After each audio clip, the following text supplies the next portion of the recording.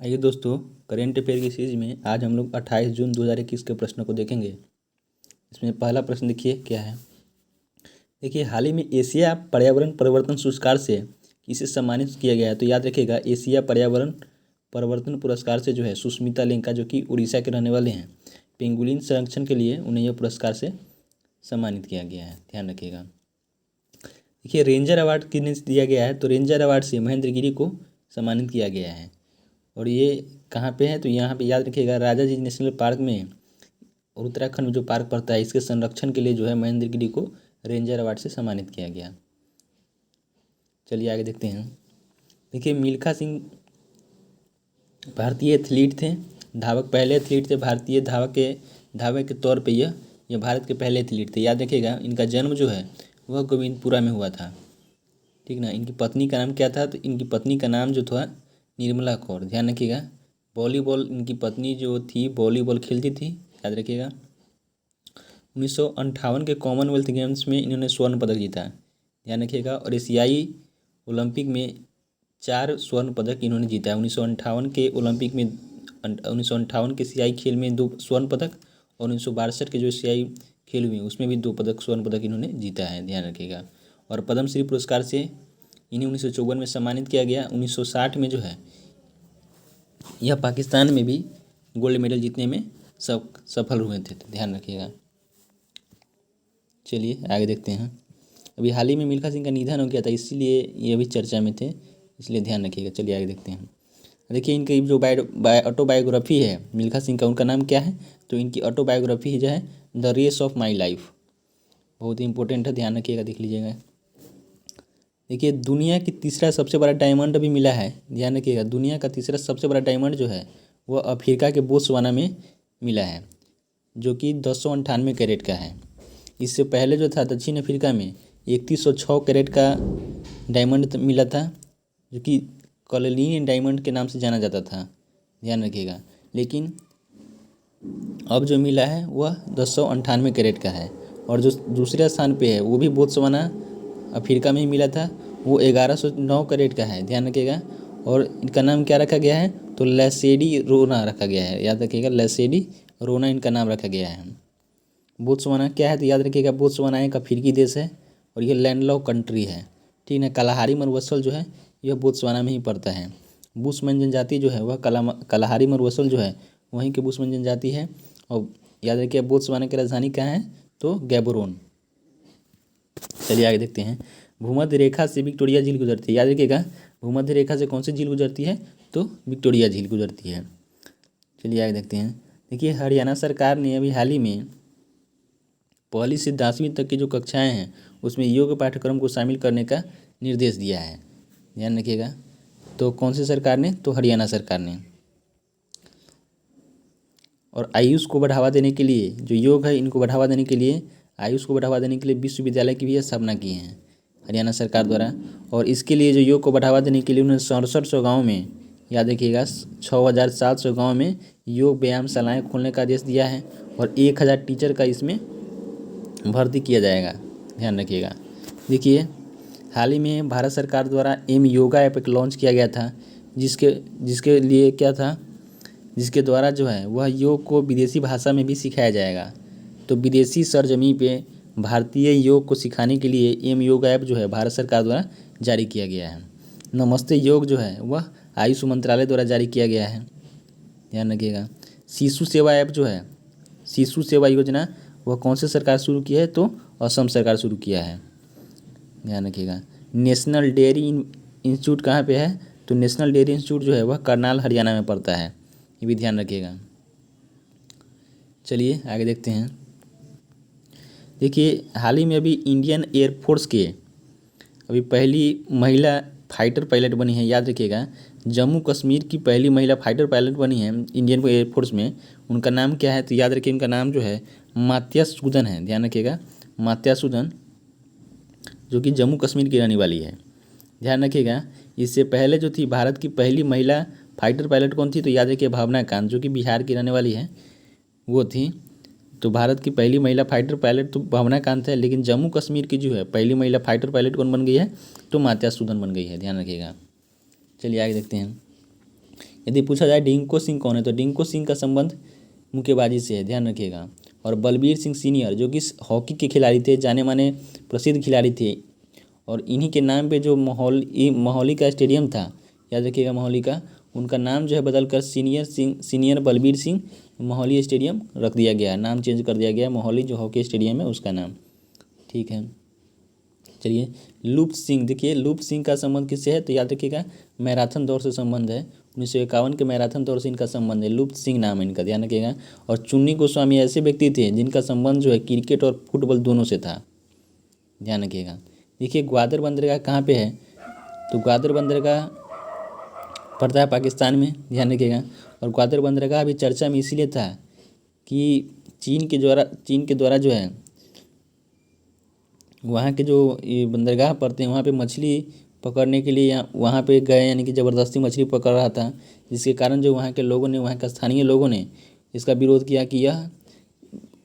किया चूँकि वहाँ के जो लोग हैं उनकी आर्थिक जरिया एक ही मछली है, और इसलिए उन्होंने इसका विरोध किया। तो याद करिए ग्वादर बंदरगाह अभी इसलिए चर्चा में था।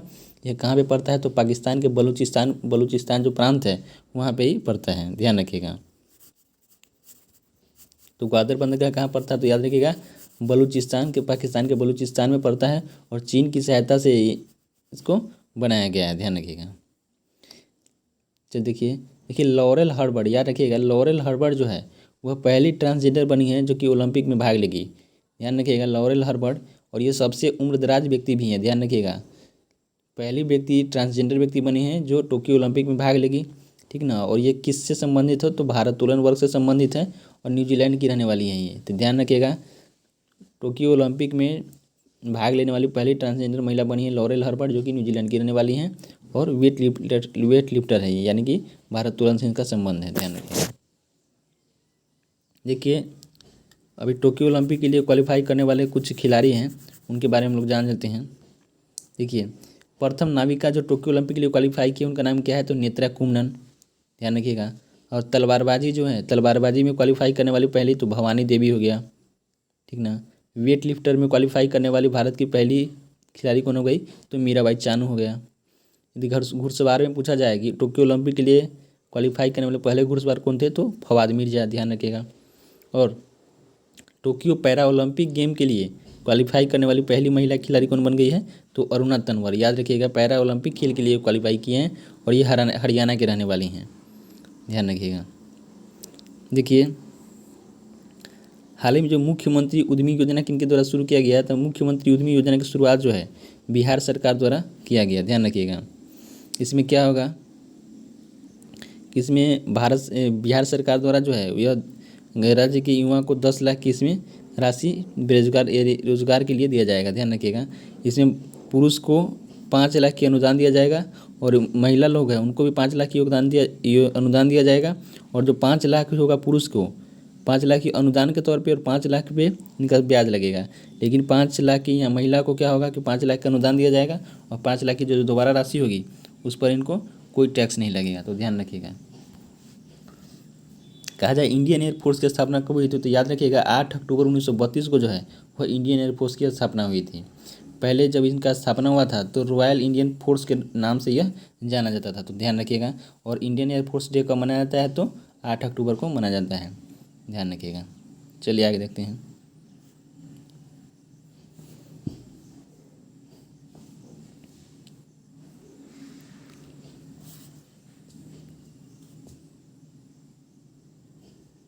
चलिए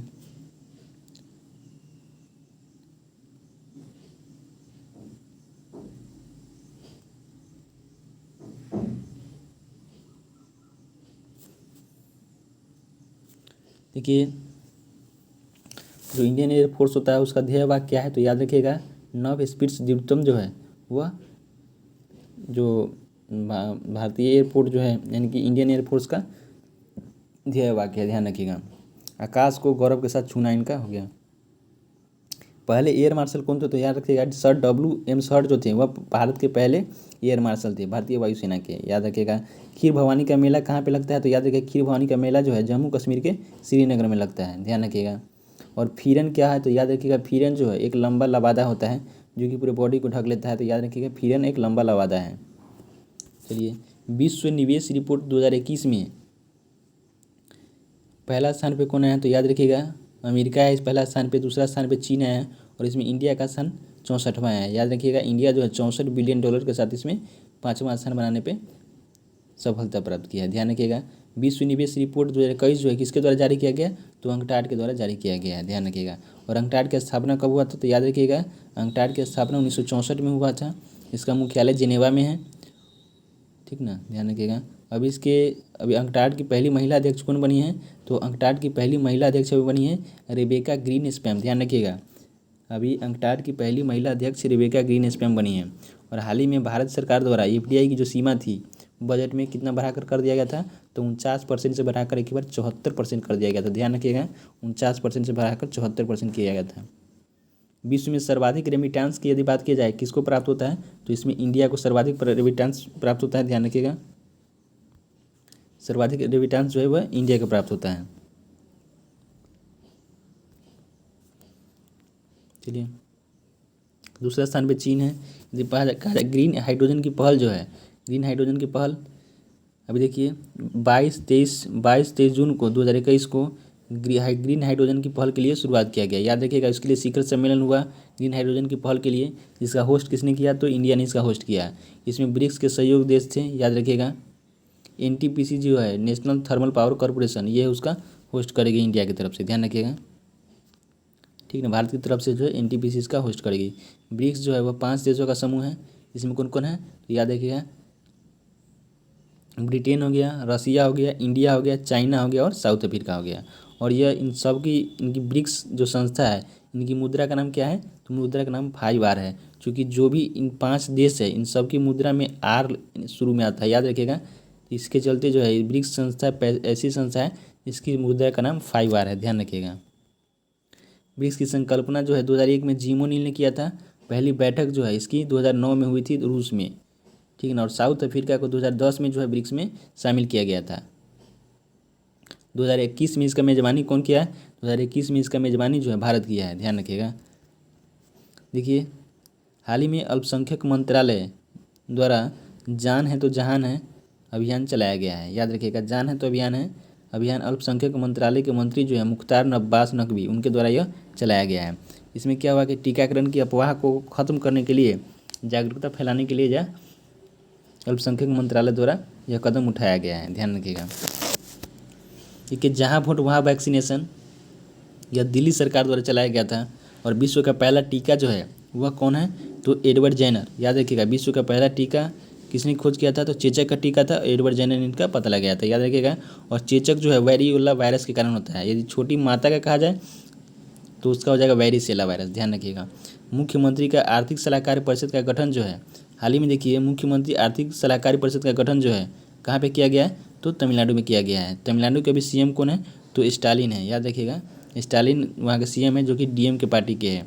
याद रखिएगा इसके सदस्य कौन होंगे? जो आर्थिक सलाहकार परिषद जो होगी उनके सदस्य कौन कौन होगी? याद रखिएगा अस्तर डुप्ले और रघुराम राजन जो है ये इनके अध्यक्ष होंगे। ध्यान रखिएगा रघुराम राजन जो है वह भारत के 23वें गवर्नर थे और इनकी एक पुस्तक थी I do what I do, बहुत चर्चित में थी, तो ध्यान रखिएगा ये भी।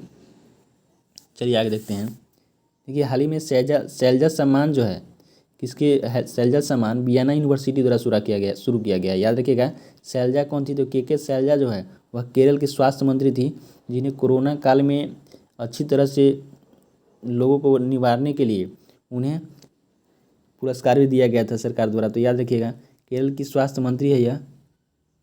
कहा जाए पूछताछ घास के मैदान कहाँ पे है? तो हंगरी में है। ध्यान रखिएगा पूछताछ घास के मैदान हंगरी में है। और सेंट्रल यूरोपियन यूनिवर्सिटी ओपन कहाँ पे होगा? सेंट्रल यूरोपियन यूनिवर्सिटी ओपन पुरस्कार भी इन्हें मिल चुका है। ध्यान रखिएगा इन्हें एक और पुरस्कार मिल चुका है, सेंट्रल यूरोपियन यूनिवर्सिटी ओपन पुरस्कार से भी सम्मानित किया जा चुका है। केरल की नदी कौन कौन होंगी? तो भरतपुजा और पेरियार जो है वह केरल की नदी होगी।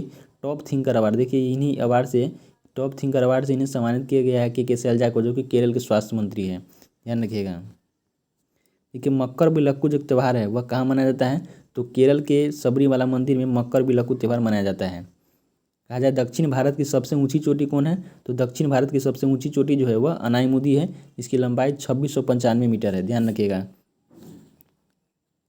दुनिया की सबसे वैल्यूएबल ब्रांड में भी किसे स्थान दिया गया है? तो याद रखिएगा दुनिया का सबसे वैल्यूएबल ब्रांड है उसमें अमेजन को पहला स्थान पर दिया गया है, ठीक ना। इसमें अमेजन की स्थापना कब हुई थी तो याद रखिएगा 1994 ईस्वी में अमेजन की स्थापना हुई थी। इसके संस्थापक कौन है तो जेफ बेजोस जो है इसके संस्थापक है। लेकिन अभी जो अमेजन के अध्यक्ष कौन बनाए गए हैं तो एंडी जोशी जो है अमेजन के अध्यक्ष बनाए गए हैं, जो कि अमेजन वेब सीरीज लॉन्च किए थे, याद रखिएगा। और अमेजन वेब के भी कार्यदेशक में कौन है याद रखिएगा, कार्यवाहक के तौर पे तो अभी हो गए जेफ बेजोस जो है इनके कार्यवाहक के तौर पे हो गए हैं।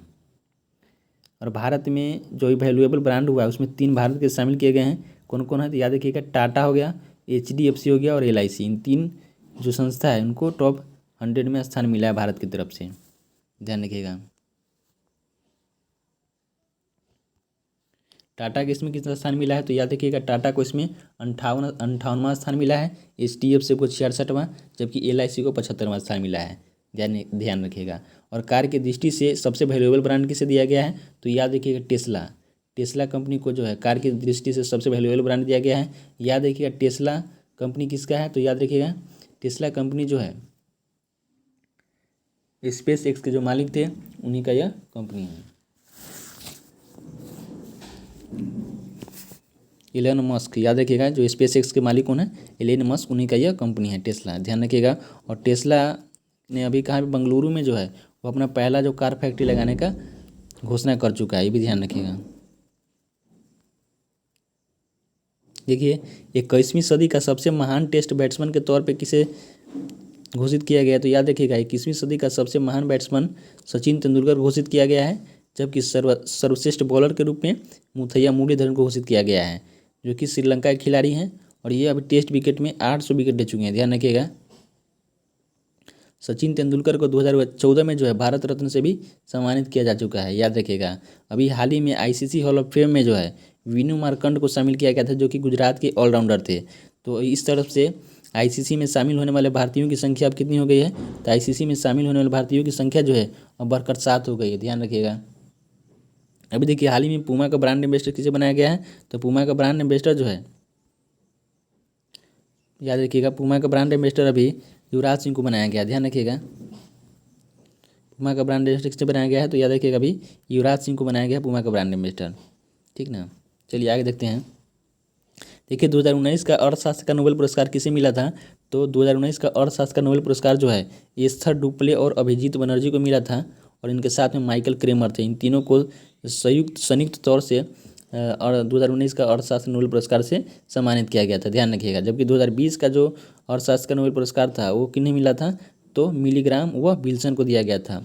नीलामी सिद्धांत के लिए जो है 2020 का अर्थशास्त्र का पुरस्कार जो है मिलीग्राम और विल्सन को दिया गया था, तो ध्यान रखिएगा।